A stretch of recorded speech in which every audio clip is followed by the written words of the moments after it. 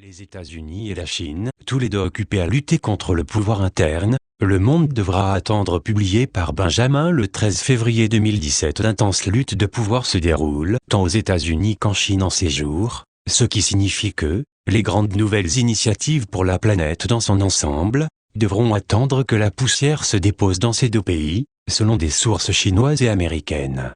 La lutte aux États-Unis, si on simplifie la chose, se situe entre la profonde faction étatique derrière Trump et les réminiscences du profond appareil d'État de Bush/Clinton.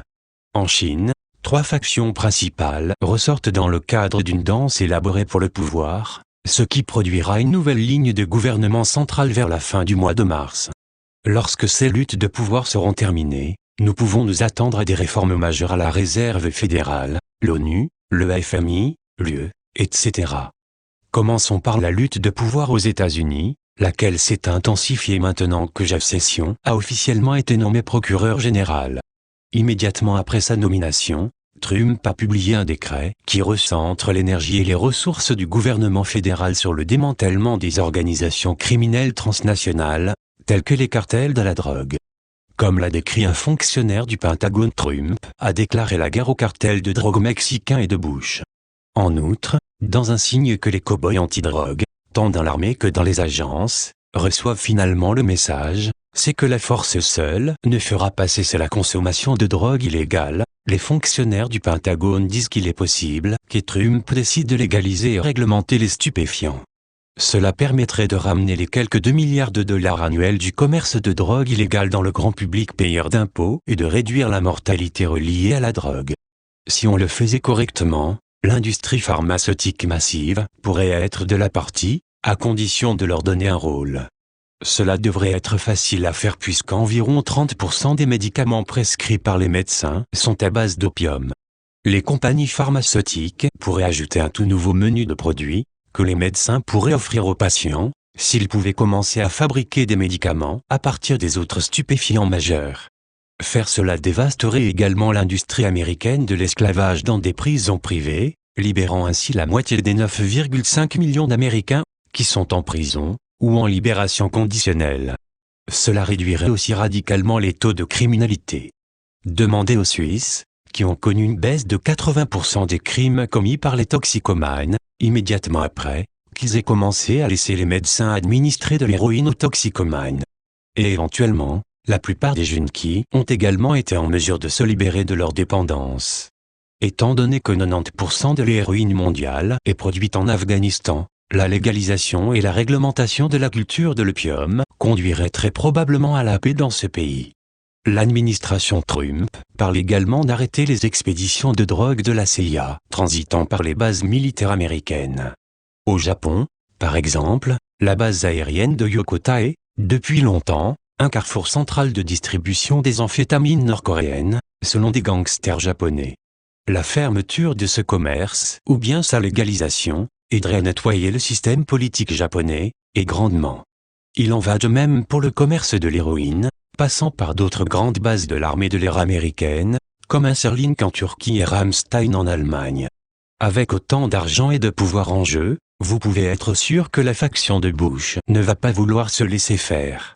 La liaison nazi-ISIS/Mossad/Bush/CIA, la faction nazi-khazariane est sur le sentier de guerre, et le fait que des criminels liés à ISIS, comme le sénateur John McCain, n'ont pas été arrêtés montre bien que la lutte pour le pouvoir n'est pas près de se terminer.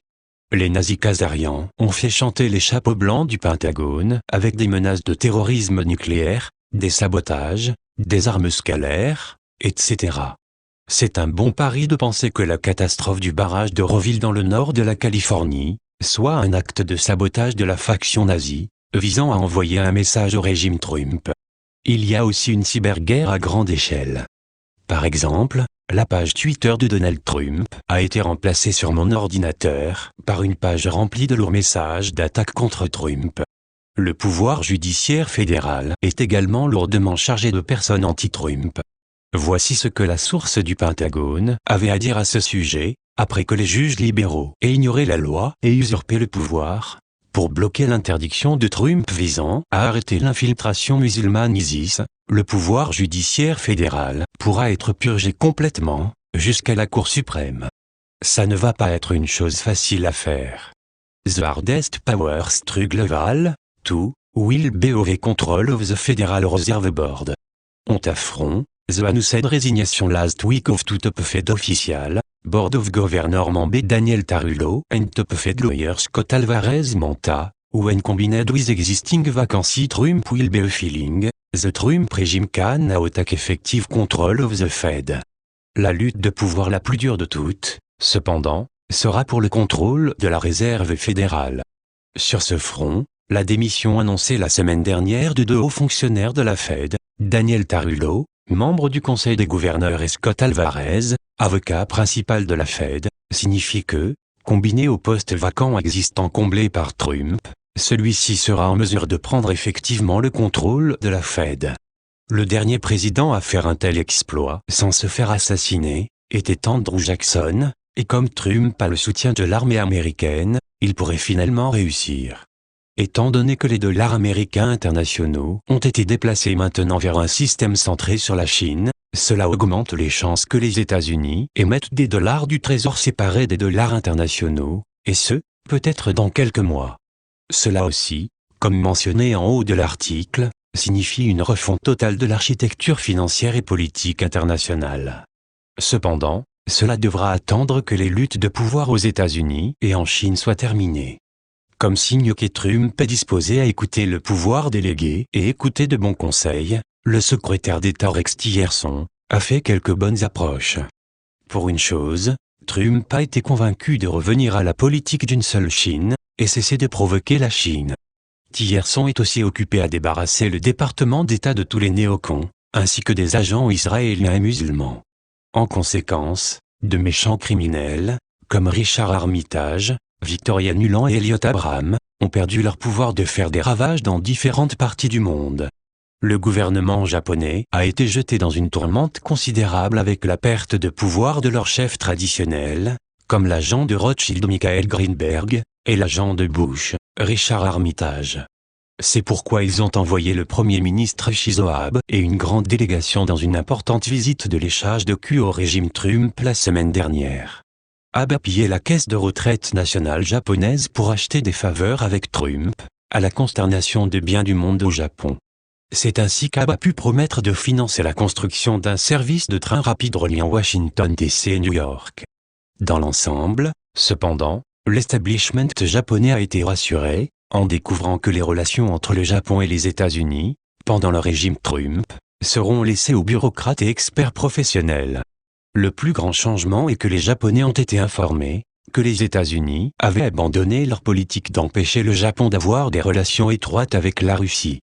Les Japonais ont également été informés qu'il y aurait désormais moins d'ingérence de la part des États-Unis dans la politique nationale japonaise, comme par exemple le meurtre des premiers ministres désobéissants. C'est parce que les États-Unis veulent garder le Japon de leur côté, alors qu'ils négocient les changements du monde avec la Chine.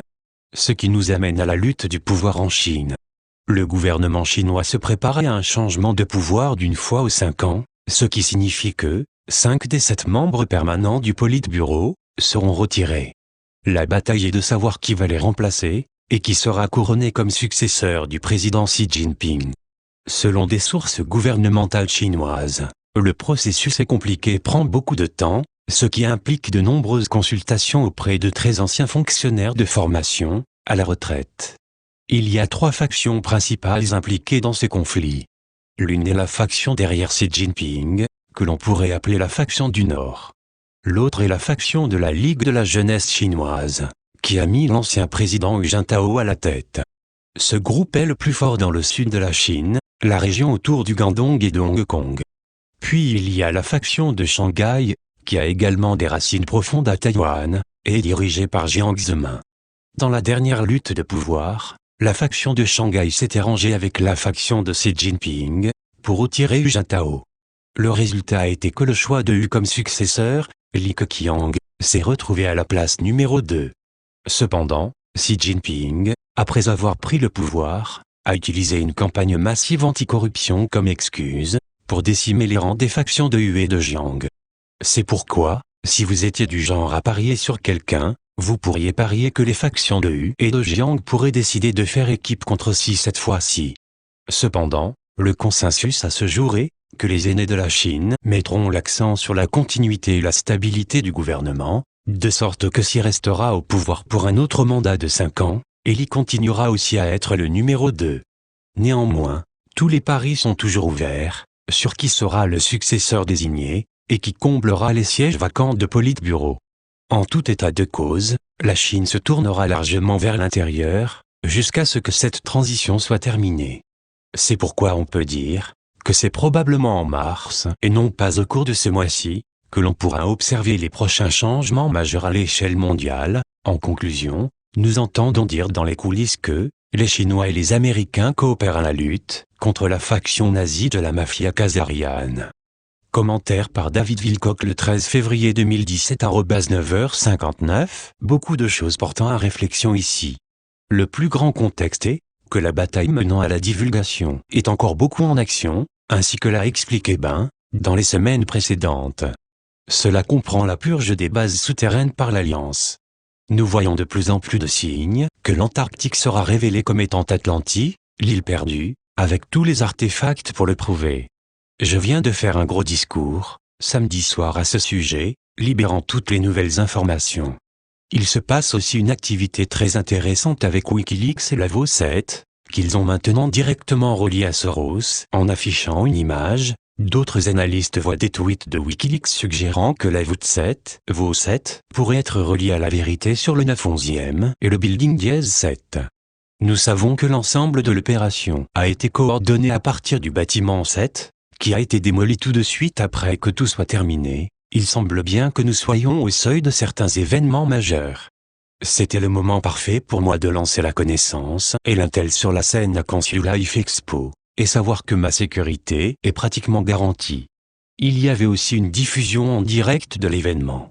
J'en ai un autre ce soir en grande finale, le flash solaire qui crée l'ascension, la science derrière cela, et comment nous pouvons nous préparer à un tel événement.